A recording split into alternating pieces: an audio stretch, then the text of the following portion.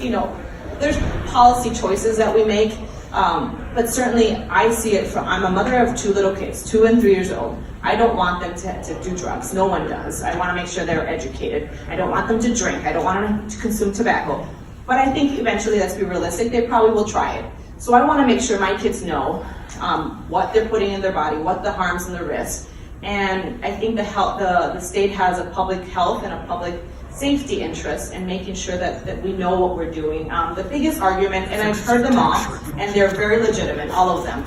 We had a hearing on Monday. The bill died, as you've probably seen in the news. I've been in service to my district for the last 7 years, and this is what lands me on the front page of the Star Tribune. I've done much better things than this, but I wanted to start the conversation, a respectful conversation about what are the merits of this? Is it a good idea? Is it a bad idea? I'm sure we all have our opinions on it, but I also wanted to know what's real and what's fake, because there's a lot of information out there. I'm not the doctor or the researcher, but I did go to policy school. I have a master's in public policy and went to statistics and class. In fact, that's where I met my husband. But I did learn something in statistics, is that data can tell you a lot, but you can manipulate data.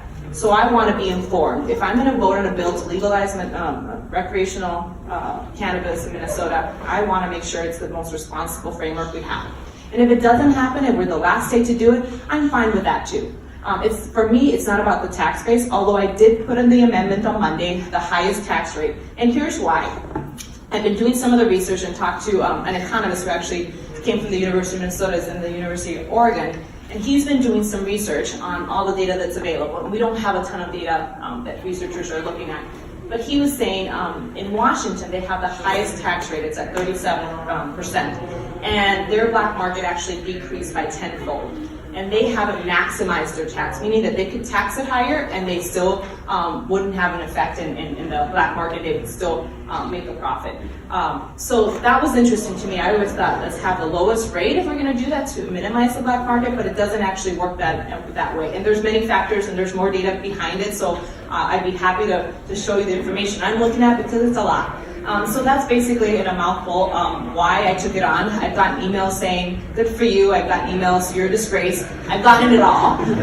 But it's my job as a legislator to, and frankly, you can do it pretty poorly. And I think it's the biggest issue I've ever tackled, because it has so much nuance and everything is important. The health, risk for mental development, 90% of your brain develops before you're 5, but 10% is your frontal cortex and your frontal, I know there's more frontal lobe. Thank you, lobe. See, there's people who know more about this than I do. But that 10% is your executive functions. It's your ability to decide. So the psychiatrist I met with, and I'm meeting with doctors, I'm meeting with public safety, they said, if you did it at 25 and older, maybe, because that's when you're kind of out of the harm's way. And that makes a lot of sense. We have alcohol at 21, so it's kind of an arbitrary age. So I think I gave you enough, but that's kind of where I came from. So if you don't like the issue, come talk to me, and we'll keep talking.